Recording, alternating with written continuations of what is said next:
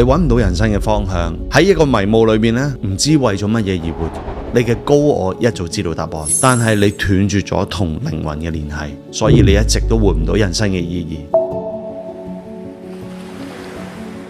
其實你嘅靈魂咧一早就知道答案咯，只不過你聽唔到佢嘅聲音啫。喺我13年嘅修行裏邊咧，我揾到一個好重要嘅真相，就係每一個人嘅人生意義都係由佢自己創造出嚟嘅。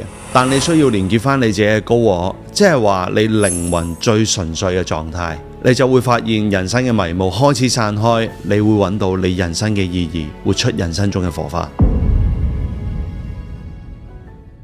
而呢一條片咧，將會帶大家逐步去了解乜嘢係高我啦，點樣連結翻你嘅高我。第二就係點解我哋會迷失啦。第三，點樣活出一個最高版本嘅自己，喺你生命上面活出人生中嘅火花。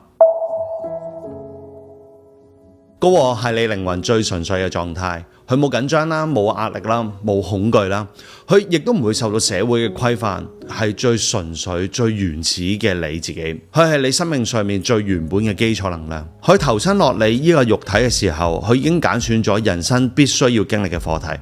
所以你會睇得到啊，點解一啲子平八字啊或者紫微斗數佢講得咁精準嘅？其實佢唔係宿命，但係佢會睇到你生命上面有一啲嘅規律同韻律會出現。呢個就係你靈魂揀選咗今生要遇到嘅課題啦。當我哋喺人生上面去經歷啦，去經驗啦，或多或少咧，我哋都會出現小我嘅聲音嘅，即係譬如話我哋會擔心啦，會恐懼啦，會有啲嘅經歷令到我哋受到挫敗，然後要重新振作。所以今日我哋遇到所有嘅課題，好多人都話啊，我冇揀過，係嘅，喺我哋 ego， 即係話我哋自己嘅思想啦，其實好似冇作出任何嘅選擇，但係你靈魂投身咗喺你肉體嘅時候，已經揀選咗要經歷今日嘅課題，否則你係唔會經歷今日嘅事情。而當我哋每一個人喺人生上面去經歷啦，或多或少咧都會有好多挑戰同障礙，令到咧我哋都好糾結，究竟應該要點樣做好啊？我都覺得呢件事唔應該發生喺我身上，我哋會成為咗一個受害者嘅角色。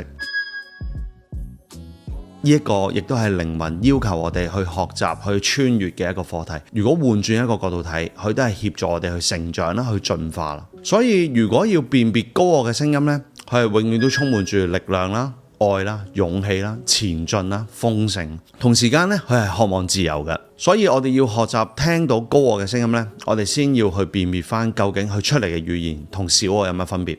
小我好多時都係擔心啦、恐懼啦、緊張啦、焦急啦、做唔到啦同冇可能。一啲社交化嘅經驗啦，或者人哋嘅睇法，人哋對我哋嘅批判。以下落嚟咧，我同大家分享其中一個學生啦，佢叫 Pius， 佢亦都係一個我好欣賞嘅企業家。佢年紀唔細啦，但係喺生命上面咧，佢遇到一個好重要嘅課題。佢嚟到嘅時候咧，好想揾翻人生嘅意義。咁我就展開咗同佢對話。我發現喺上一年啦，佢經歷咗一啲好艱難嘅人生課題啦，佢好重要嘅親人離開咗佢啦。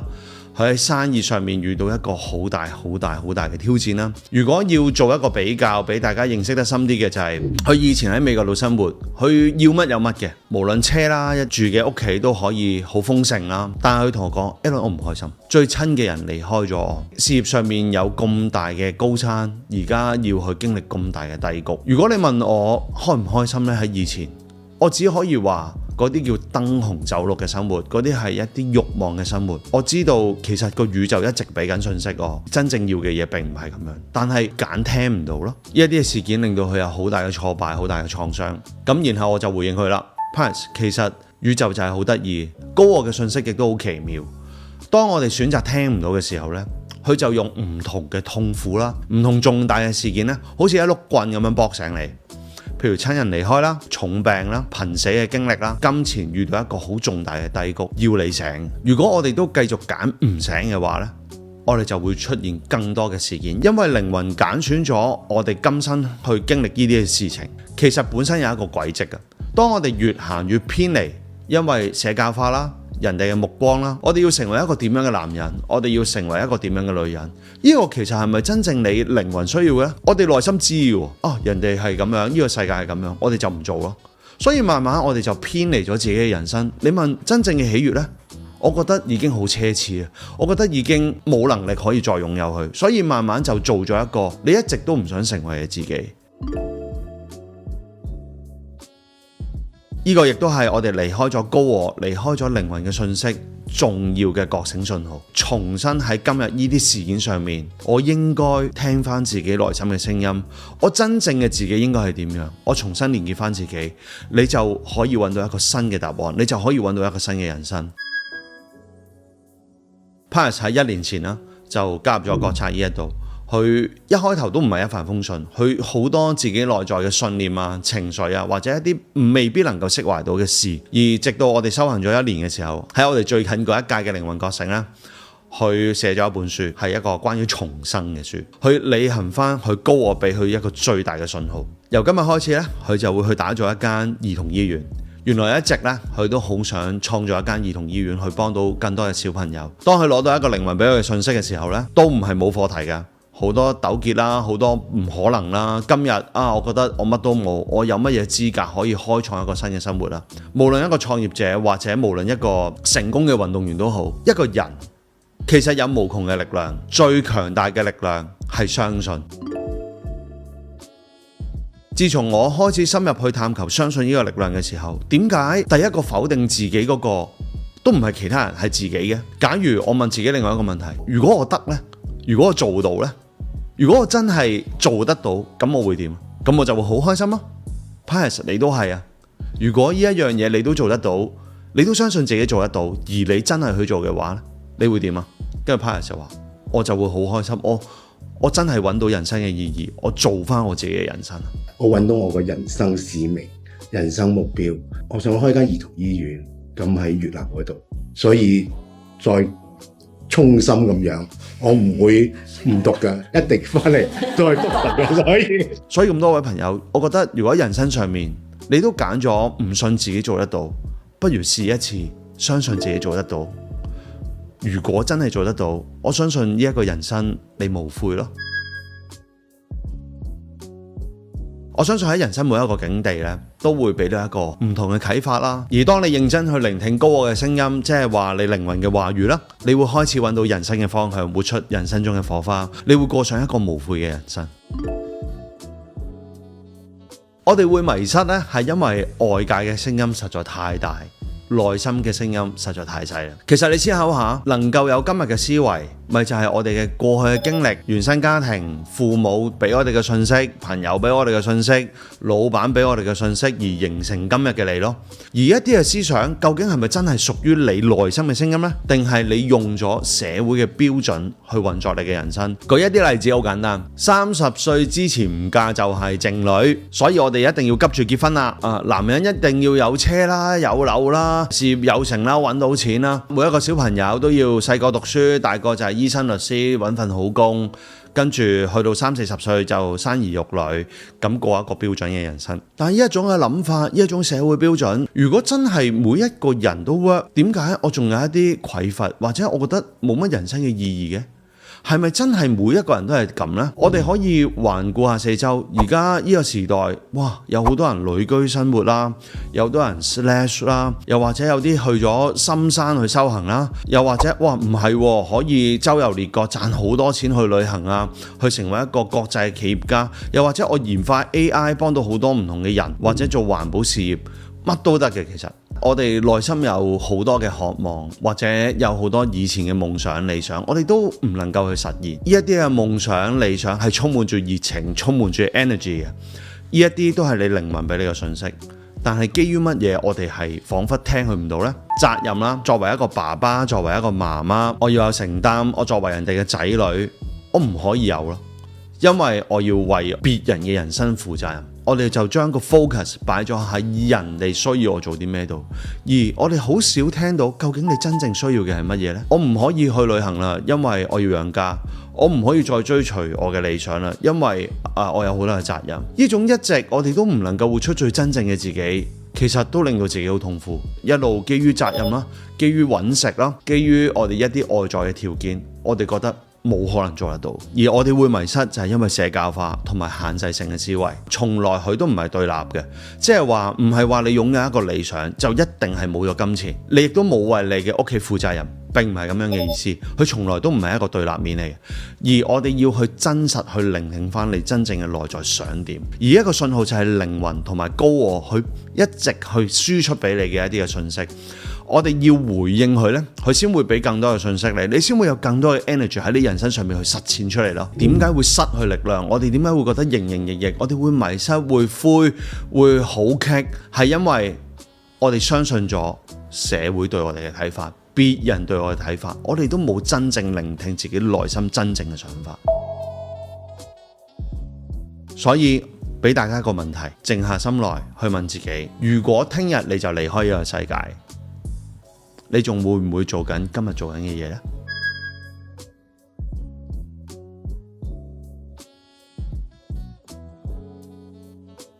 好啦，最後一 part， 點樣先可以活出你嘅高我？點樣可以聽到你靈魂嘅聲音？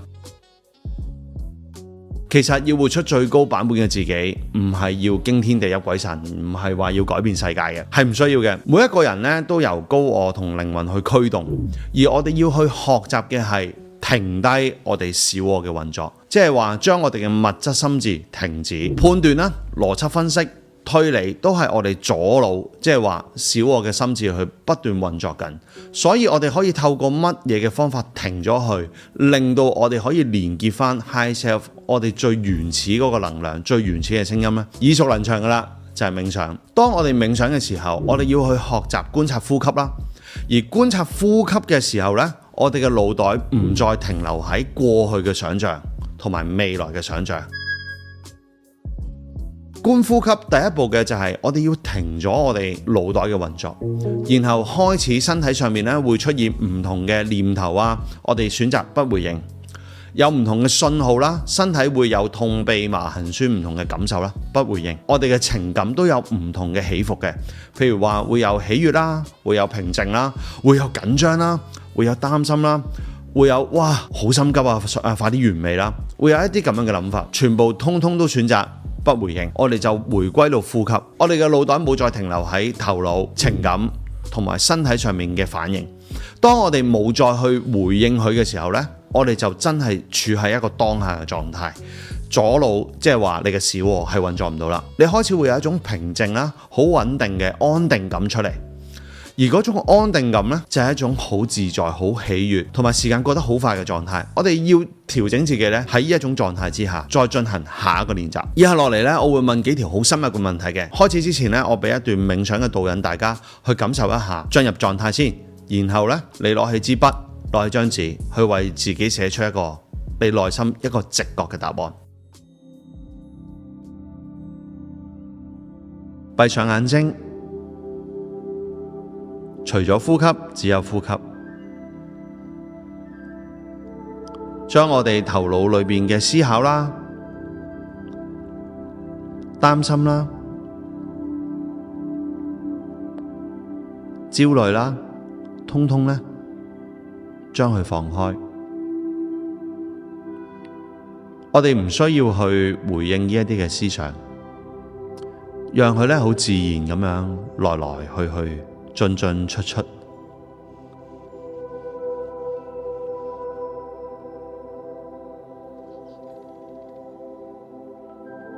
我哋只係觀察住吸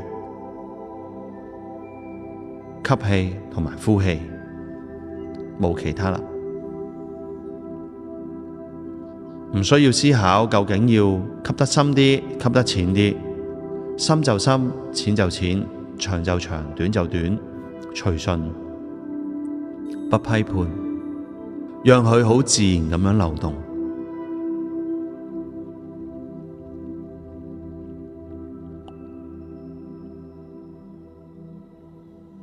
讓佢流動，自然地流動。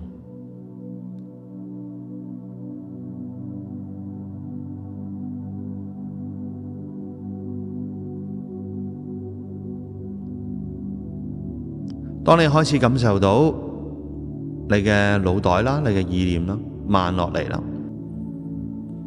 情感啦，有一啲可能心急啊，又或者唔穩定啊，佢升起咗嘅感受啦，我哋嘗試不回應，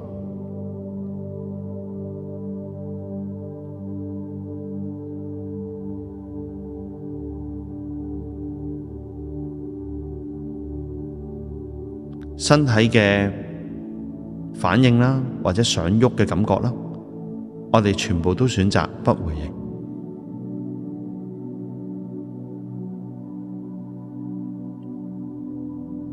讓自己全然喺一個當下同臨在嘅狀態。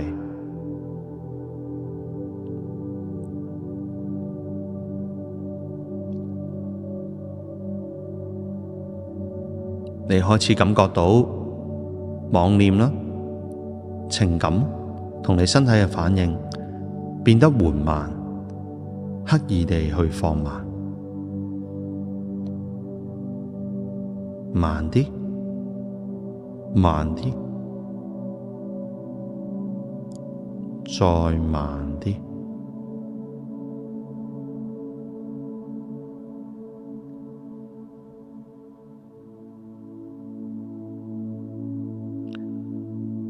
然後我而家會發問你一啲嘅問題，請你運用直覺啦，第一時間寫佢落嚟。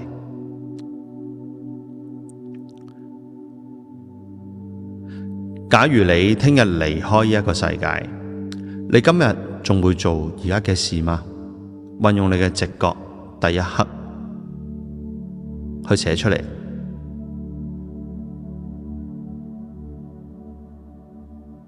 唔需要思考，係你嘅感應啦，係你嘅直覺啦，無需判斷啦，唔需分對錯啦，就係直覺，純粹嘅單一感受。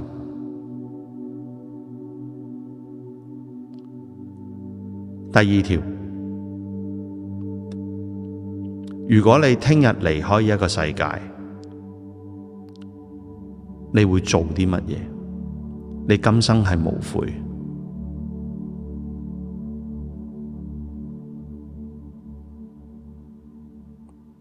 你仲有啲乜嘢係未完成？運用你嘅直覺寫出嚟。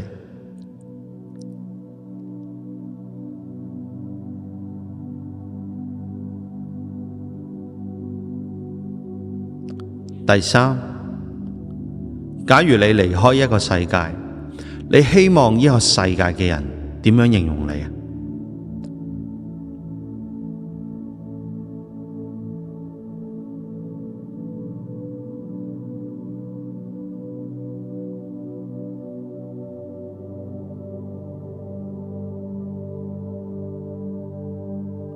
第四，假如你離開一個世界，你希望走嘅時候，睇到呢個世界仲剩返啲乜嘢？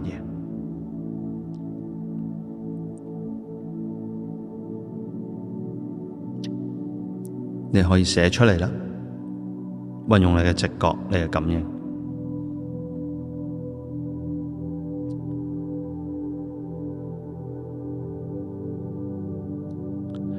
最後一條，問自己，你願意成為最高版本嘅自己嗎？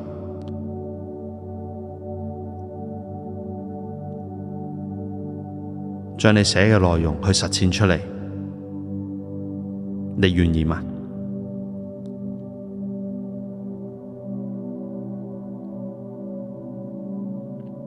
我哋可以開返眼睛。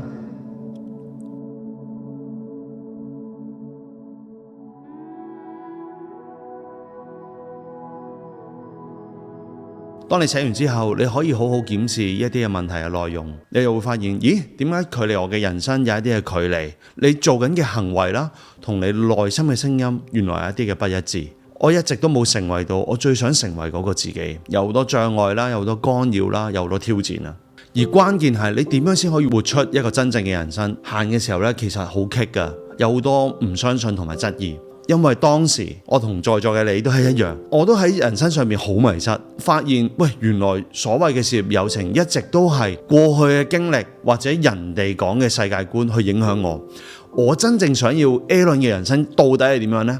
直到2021年，我透過靈性書寫。如果你有睇與神對話嗰本書呢，個作者佢咪同神講嘢，跟住自動喺度喐隻手嘅，我就做緊同一件事。喺2021年寫咗一本書叫《靈魂的巨響》。呢一本書當時寫完之後，我都覺得哇，好多嘢都係 bullshit 嘅，即係我會覺得哇係唔係我自己諗出嚟啊，定係點嘅呢？但係我有一日我好失落，我做緊我嘅攝影，但係我去到一個位，我冇咗熱誠，我真係冇嗰個好強烈嘅力量再去 motivate 自己行前。我覺得有內心係一種匱乏同空虛感。我後尾發現原來呢種空虛感同匱乏就係靈魂話俾我知，喂，行遠咗啦，翻嚟啊大佬！所以由嗰一日開始，我認真地睇翻我寫嗰本書，我好努力咁樣去行使啦。縱使喺香港度，我覺得好難行嘅，我覺得行國策呢一條路，喺當時要教 meditation， 有好多人話我哋係邪教，不哩不啦。但係嗰一次同以往嘅我唔同，我冇諗過放棄。呢一樣嘢係我當下嚟講係最重要最重要。我一直堅持做到而家，亦都喺國策呢個 YouTube channel 見到你咯。所以我好渴望將我哋得到嘅信息，可以用一個唔同嘅形式可以傳遞到俾你哋，無論 YouTube 上堂又或者 IG 都好。因為我相信每一個人呢都可以活出一個最真實嘅自我，而活出你靈魂一直渴望想你活出嘅自己，而唔係人哋想你點咯。所以嚟到國策呢一度，你會揾到一樣嘢，你係最寶貴。就係你連結翻你內在靈魂嘅聲音，由你嘅內在神聖嘅智慧去教育翻你點樣成為一個最高版本嘅你。如果你都好渴望揾到人生嘅意義，其實國策就係你要嚟嘅地方。呢一度我哋會有共修啦，我哋而家都有400幾人啦。其實每一個人咧都好渴望成為最真實嘅自我，活出人生中嘅火花。每一個人都有權利做得到。我哋缺乏嘅就係一個有系統嘅鍛鍊，有系統嘅練習，而讓你唔需要再行冤枉路，直接去連結翻你靈魂嘅聲音。以前行得最多嘅冤枉路就係我辨別唔到乜嘢係靈魂嘅聲音，同埋辨別唔到小我嘅聲音。